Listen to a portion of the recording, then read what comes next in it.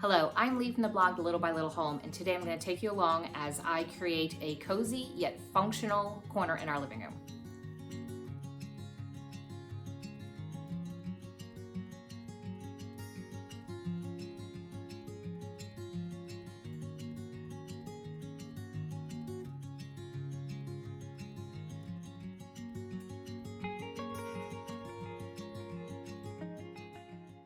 This project came about because although I love our throw blankets, they tend to be, well, thrown around, and our storage for them is often just on the top and the back corner of our couch, and they would fall all over the place. And I just kind of wanted a solution, something that was going to look nice but also work well for our family.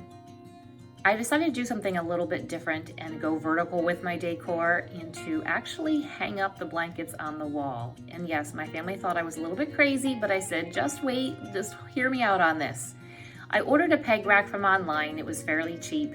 Once it arrived, I tried placing it on the two walls in the corner of our living room.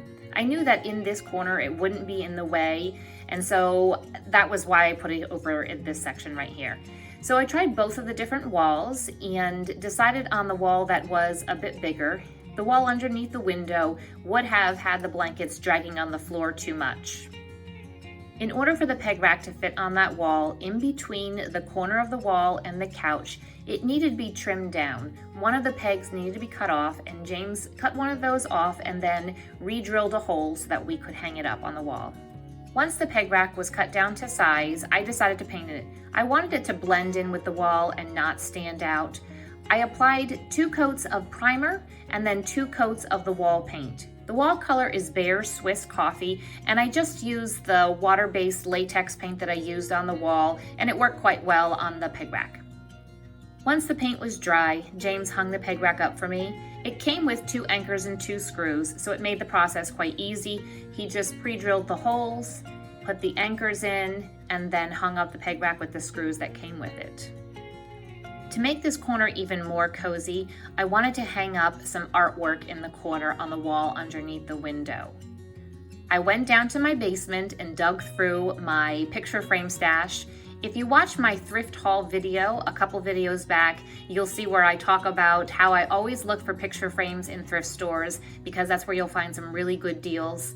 The 2 frames that I decided to use were both wood, and they had fairly same color patina and same type of look to them. I gave them a good cleaning and then decided to give them a fresh look by using gel stain. I applied 1 coat of the gel stain in the color walnut. It turned out to be too dark for what I wanted in that corner, so I let it dry a bit and then came back and applied another coat with a lighter color called nutmeg. Applying gel stain really gave these thrift store frames a fresh new look, gave them new life, and they look like brand new frames now.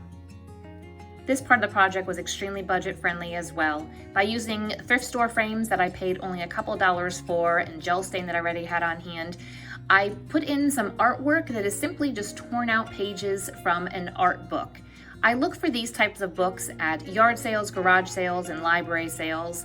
I used this same book in a recent video. If you go back a couple videos in my kitchen corner, I did the same exact thing. And for just a couple of dollars, I have some artwork to hang up.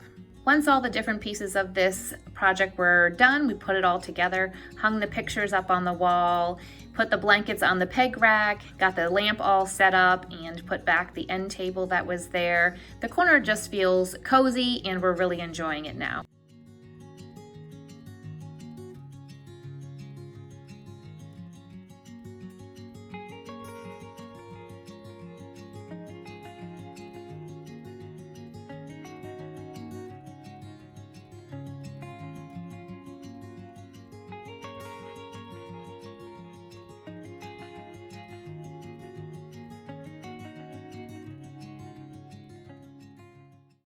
Thanks for watching and coming along on this project. I hope that it inspires you to possibly create a cozy corner in your living room or somewhere else in your home as well.